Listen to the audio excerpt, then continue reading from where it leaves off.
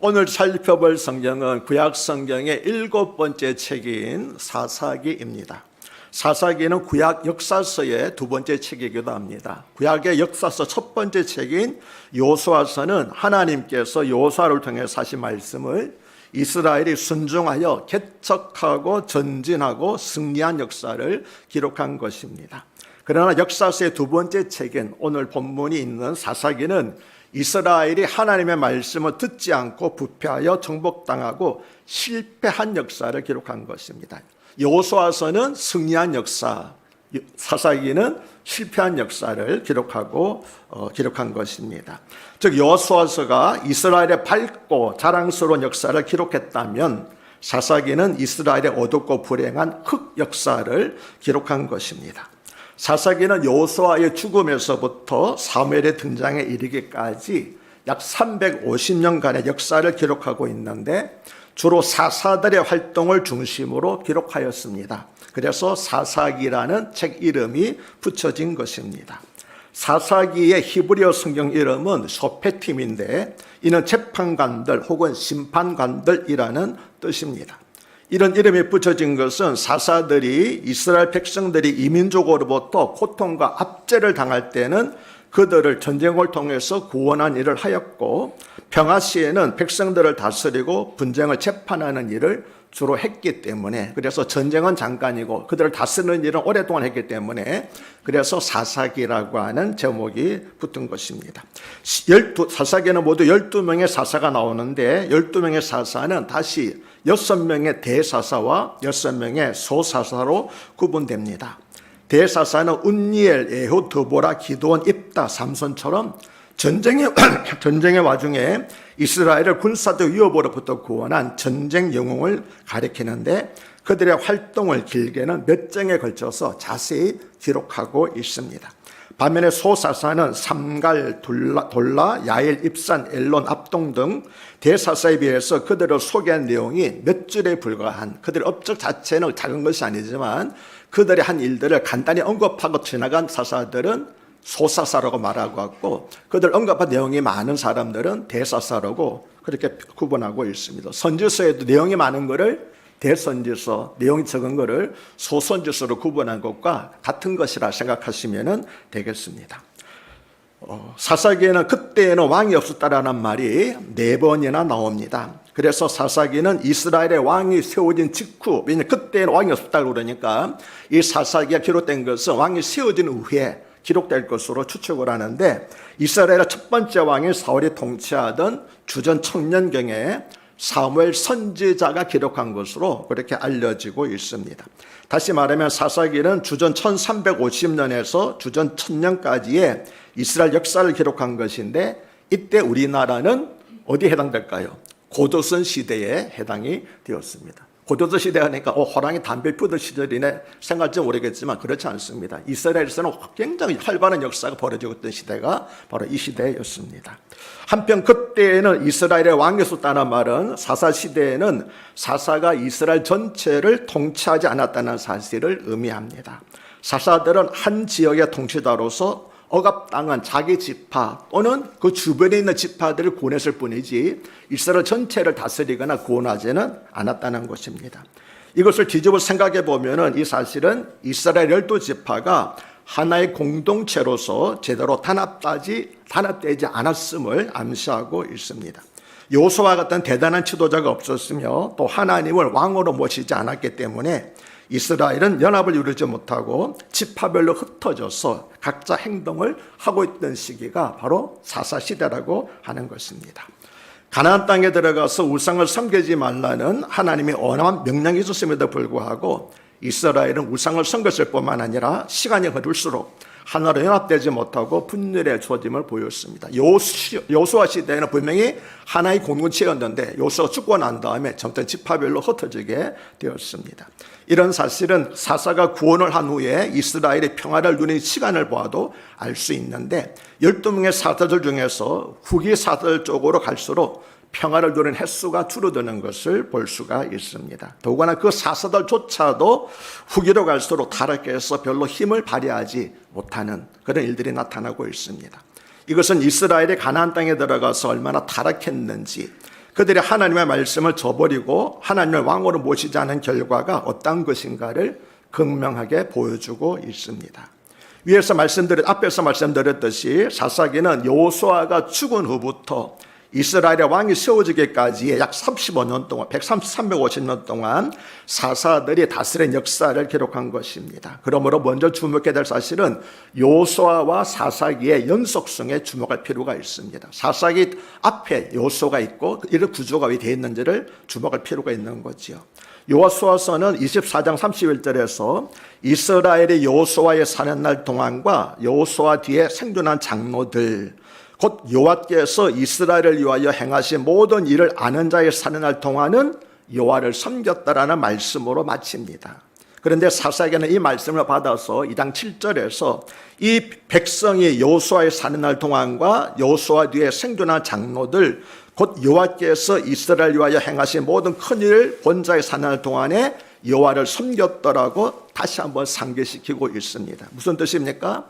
이 말씀은 이스라엘 백성이 여호수아에 사는 날 동안과 여호수아 뒤에 생존한 장로들, 곧 여호와께서 이스라엘을 위하여 행하신 모든 큰 일을 본 자들이 죽은 후에는 여호와를 섬기지 않게 되었다라고 하는 것입니다. 왜 여호수아서는 승리의 역사이고 사사기는 실패의 역사입니까? 여호와를 섬기지 않았기 때문입니다.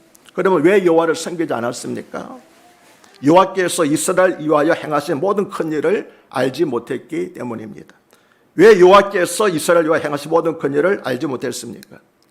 부모들이 자녀들에게 여호와께서 행하신 일들을 전하지 않았기 때문입니다. 그러면 왜 부모들은 자녀들에게 그 여호와께서 행하신 일을 전하지 않았습니까? 가나안 땅을 차지하는 전쟁을 치르기에 바빴기 때문입니다. 그 결과가 무엇입니까?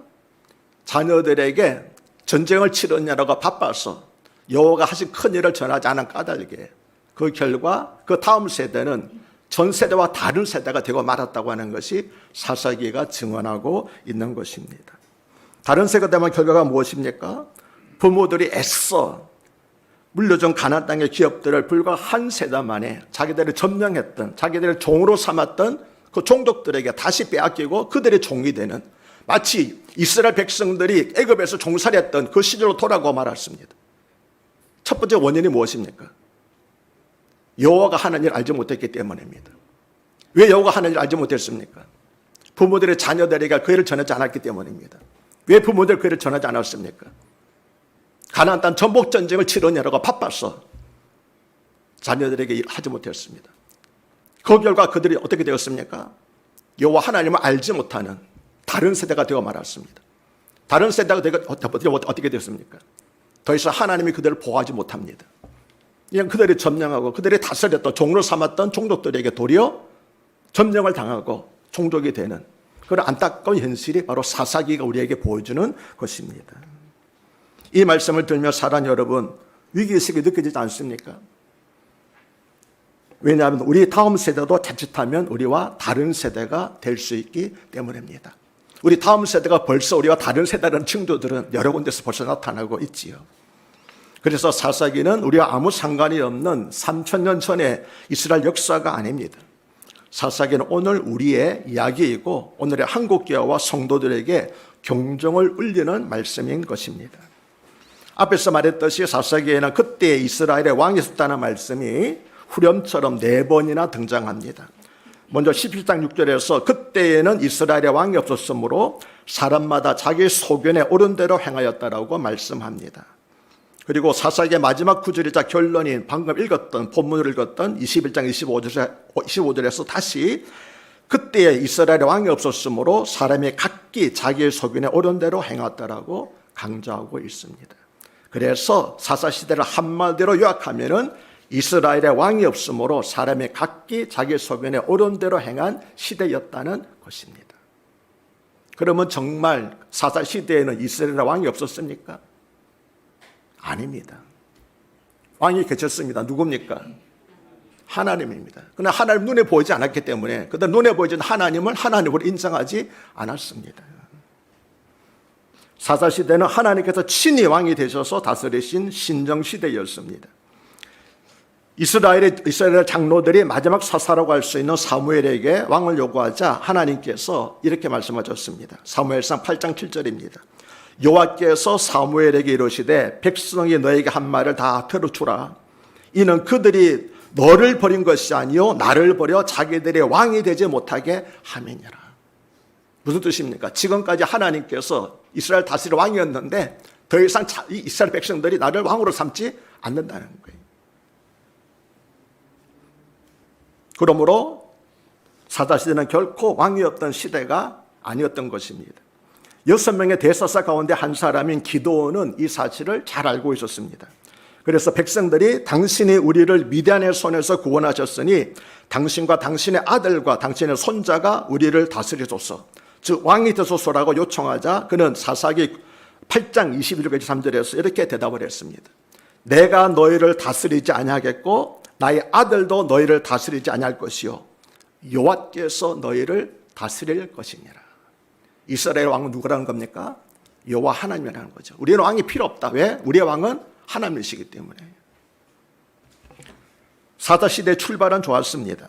사사기 1장 1절은 여호수아가 죽은 후에 이스라엘 자손이 여호와께 여쭈어 이르되 우리 가운데 누가 먼저 올라가서 가나안 족속과 싸우리까라는 말씀으로 시작을 합니다. 그대로 무슨 일을 하기 전에 자기 속엔 옳은 대로 하지 않고 하나님 뜻이 어딘지 먼저 물었습니다.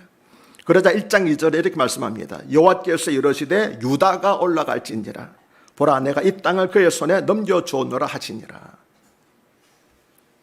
먼저 하나님께 묻고 하나님께서는 그 무릎에 즉시 대답해 주신 것이 사사기의 첫 장면에서 나타나는 것입니다. 얼마나 좋습니까? 그런데 나중에는 사람들이 각각 자기의 속인에 옳은 대로, 즉 제멋대로 행하였다는 것입니다. 그래서 실패 역사를 반복하게 된 것입니다. 이처럼 모든 문제와 책임은 온전히 하나님의 뜻을 받들지 못하고 자기 속인에 옳은 대로 행하는 인간에게 있었습니다. 근데 사내를 생각해 보십시오. 자기 속인에 옳은 대로라고 말하고 있지만 사실은 자기 속인이 있습니까? 여러분 우리의 생각은 어디서 옵니까? 다른 세상 사람들 영향을 받고 있지 않습니까? 자기 속엔 옳은이라고 그랬지만 궁극적으로 보니까 다 가난한 사람들이 생각하는 대로 다른 신들을 섬기고 우상을 섬기고 있습니다. 자기 속엔 옳은 대라고 하는 것은 세상의 가치관과 세상 방식대로 했다는 겁니다. 하나님을 떠난 결과 하나님의 뜻을 떠나게 되면 결국 누굽니까? 자기 속인이라고 말하지만 결국은 세상의 가치관과 세상 방식대로 따르게 된다는 거예요. 그런데 사람은 모르는 겁니다. 그 자기 속인지 알고 있는 거예요. 그 배후에 사탄이 있다는 거 알지 못하고. 이 사실은 사사시대나 지금이나 조금 더 변함이 없습니다.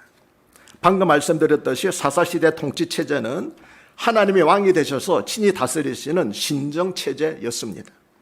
이 사실의 중요한 이유는 지금 우리가 속해 있는 신약시대 체제가 바로 사사시대와 같이 하나님께서 친히 다스리시는 신정체제이기 때문입니다.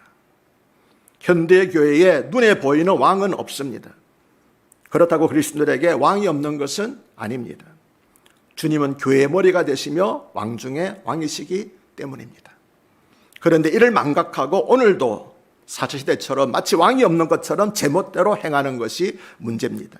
그래서 사사시대와 같이 교회에서 혼란과 악순환이 반복되고 있는 것입니다.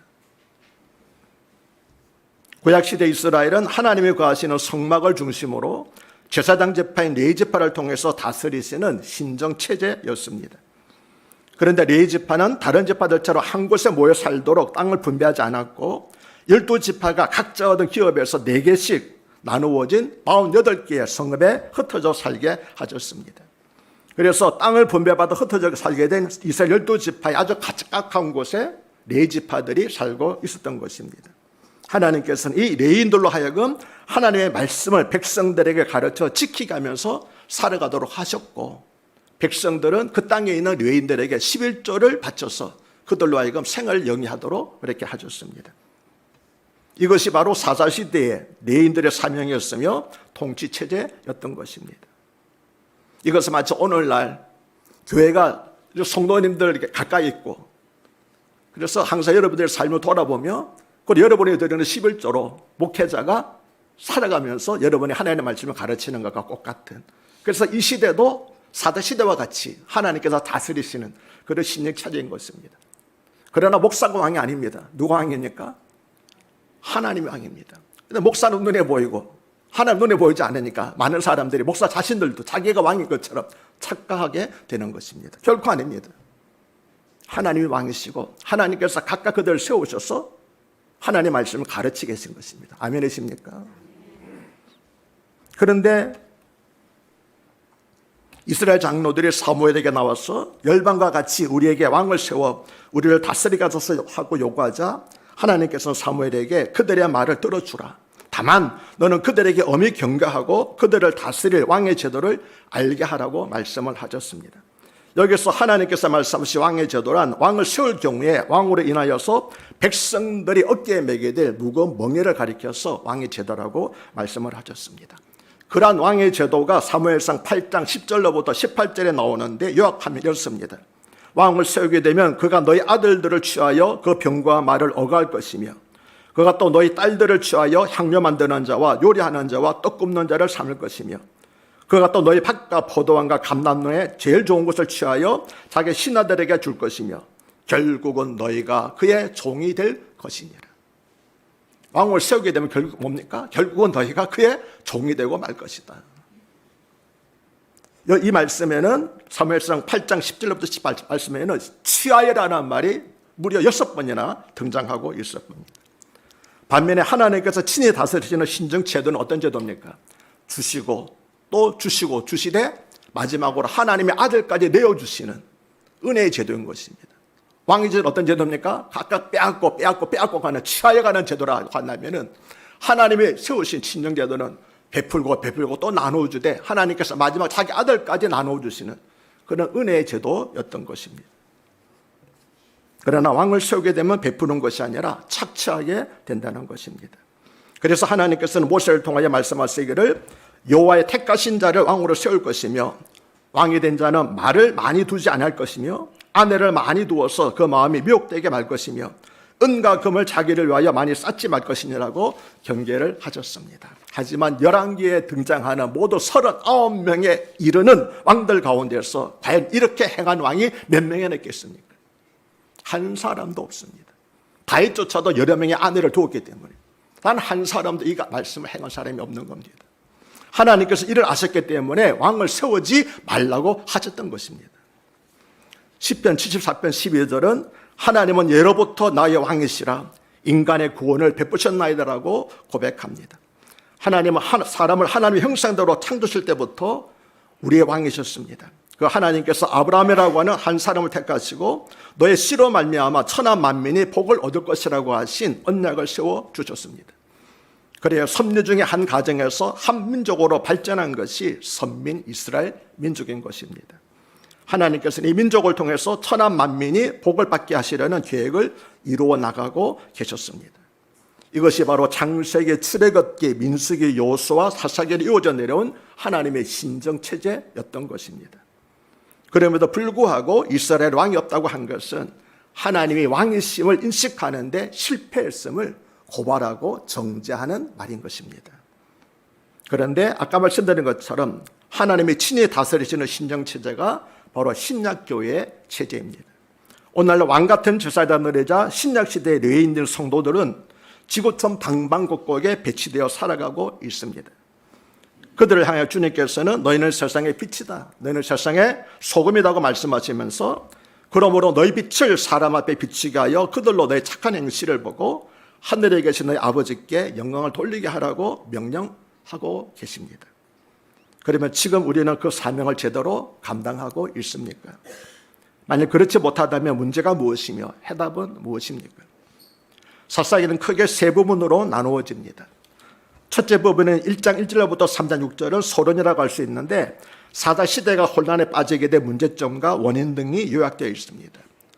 둘째 부분인 3장 7절로부터 16장은 7번의 악순환이 되풀이되는 내용입니다.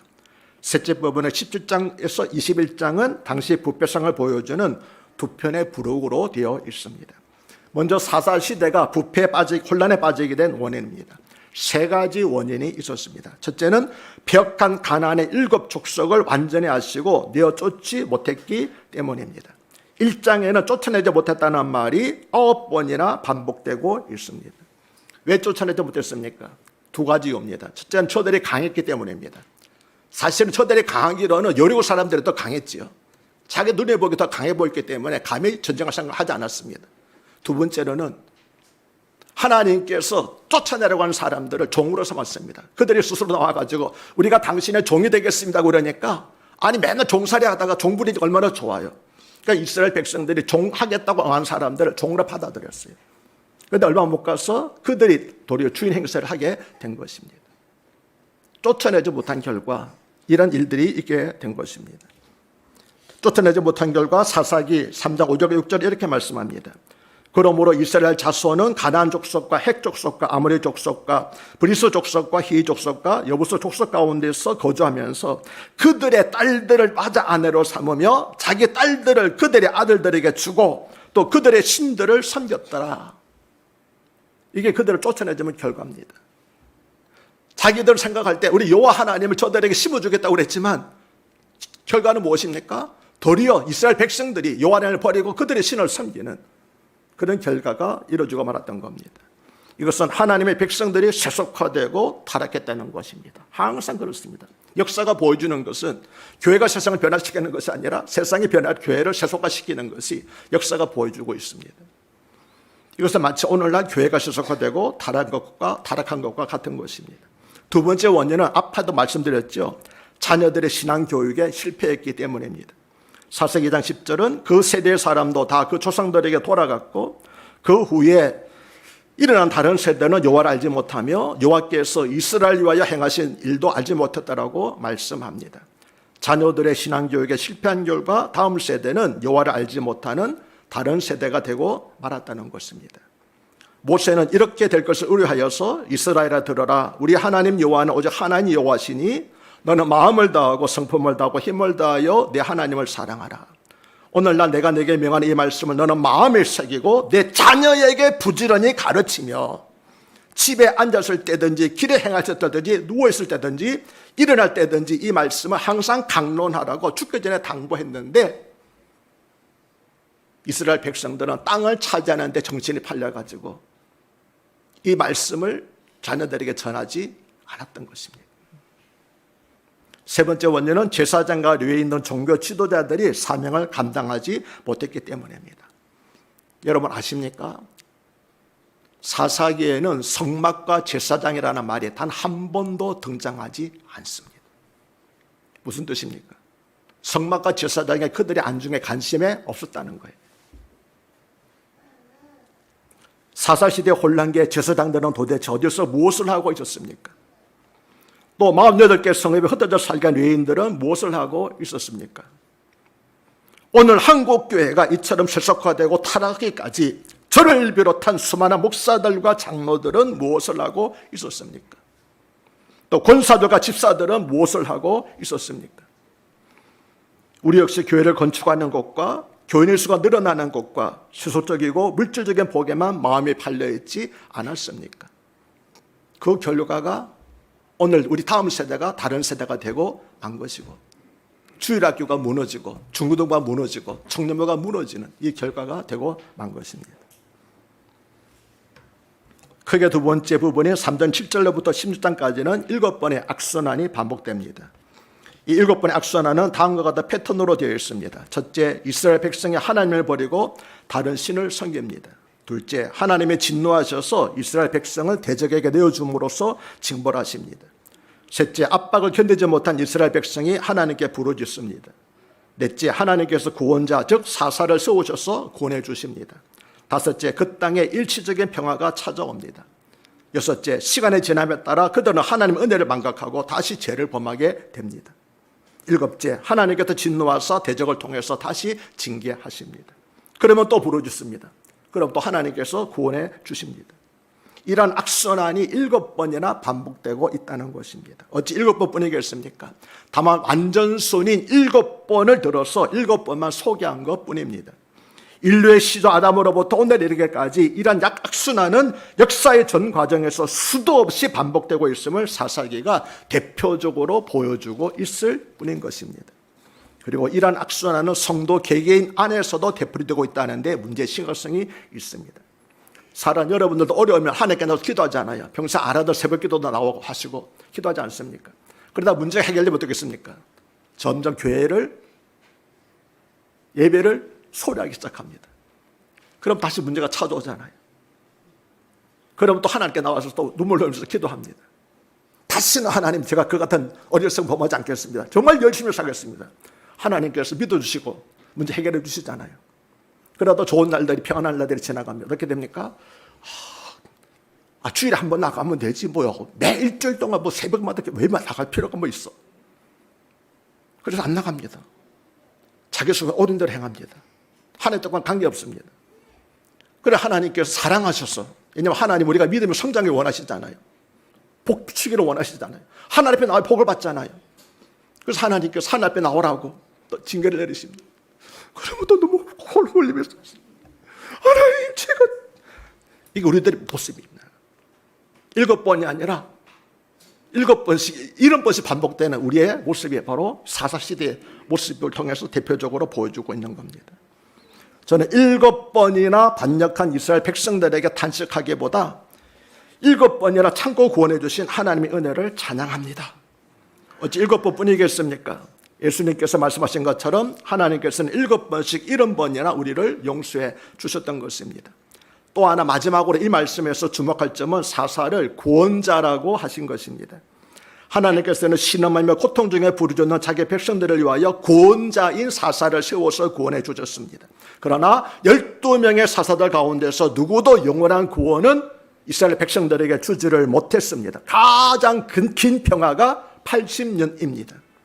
이것은 지난 주일에 살펴보았듯이 아론계열의 대제사장들은 영원한 속죄를 주지 못한 것과 같습니다. 따라서 왜냐하면 그들 역시 죄 아래에 있는 연약한 인간이었기 때문입니다. 따라서 사사시대는 영원한 구원자이자 왕중의 왕이시여 평화의 왕으로 오실 메시아를 대망하고 있던 시기였던 것입니다. 마태복음 1장 21절은 이름을 예수로 하라, 이는 그가 자기 백성을 저희 죄에서 구원할 자이심이라고 말씀합니다. 바로 그런 점에서 사사기에 등장하는 12명의 사사들은 하나님께서 인류가 죄와 사망의 고통에서 부르짖는 것을 들으시고 영원한 구원자가 되시는 예수 그리스도를 보내실 것에 대한 예표이자 모형이었던 것입니다. 그래서 이스라엘 백성들이 하나님께 부르짖을 때 하나님께서는 일시적인 구원자 사사를 보내주셨지만 하나님께 우리를 사랑하셔서 우리의 영원한 구원자이신 예수 그리스도를 보내주신 줄로 믿습니다. 그 예수 그리스도께서 지금 왕이 되셔서 교회와 우리의 삶을 다스리고 계시는 줄로 믿으시길 바랍니다. 각자 자기 속에 오대대로 행하지 마시고, 우리 사사시대 아니기 때문입니다. 신정체제가 있기 때문입니다. 우리의 왕이 되신, 주권자가 되신, 메시아가 되신, 구속자가 되신 예수님의 말씀에 순종하고 예수님 머리로 삼아 살아가는 가운데서 여러분의 삶이 어떤 불의의 세력으로부터도 무너지지 않고 어떤 시험에도 무너지지 않는 견고한 성과 같은 그런 삶이 되시기를 주의 이름으로 축복합니다. 하나님 아버지, 오늘 말씀을 통하여서 사사시대의 모습이 우리 시대와 별반 다른 것이 없다는 것을 알게 하시니 감사합니다. 그러나 사사시대는 일시적인 구원자를 보내주셨지만 우리에게는 영원한 구원자가 보셨으니 이것이 근본적인 차이점인 줄로 믿습니다. 하나님 아버지, 우리는 영원한 구원자이시고 왕중의 왕이시며 평화의 왕으로 오신 예수 그리스도, 교회 머리가 되시는 예수 그리스도를 항상 섬기면서 순종하면서 동행하면서 살아가게 하여 주시옵소서. 주의 손에 함께 하심으로 범사 행통하는 복을 누리며 살아가는 저희들이 되게 하여 주시옵소서. 특별히 우리 다음 세대가 결코 다른 세대가 되지 아니하고 우리 신앙의 유업을 이어갈 뿐만 아니라 더 풍성히 복받는 자녀들이 되게 하여 주시옵소서.